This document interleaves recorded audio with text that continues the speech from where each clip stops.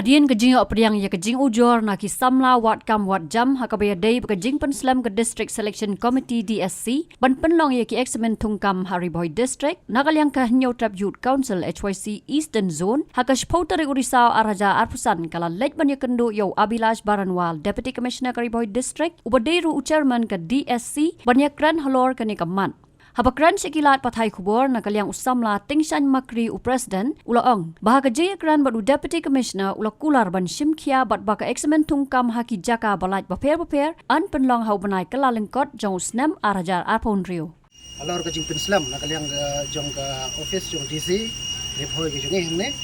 ilayo ban wan hangne ka por ko manta ban kran ban wat nak ga daw ba lapen slam la dileno ya kanika jing tungkam lane ban aino iki exam ki pero bide kanika DSC recruitment te ngilayo ban ya wan ni kendu bat UDC riboy hangne tingi jing kren ki jong i galong ba shai galong ba sian in sa pelong no ya kanika exam dabanta ka DSC te halor kini ki benta dakalyang gasang ikan tujur ya ke office DC Riboy ba ide ban simkhia nangne shikmat ba ikan tujur ba kimdai ban dile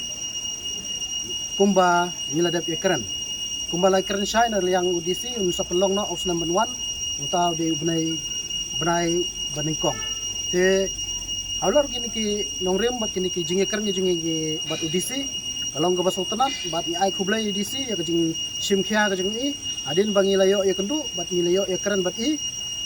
tinggi kerpat ro i kumba ila keren bat ila penpau la kular hangi kasang te kumta hiru ni kiwil ti ba umde isu ban penkelabat da kumni kumtai te nakalyang kasang minum sange klikti tang hangne henrei lada hauni ubnai baningkong kumba la i keren hakani kepor ko pementa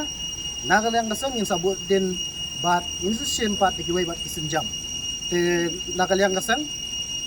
kajing kentu ya ki samla lane ki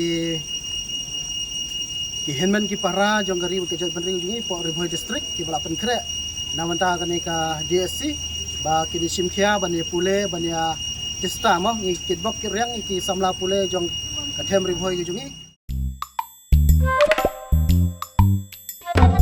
Habatin, pej bahagi kishap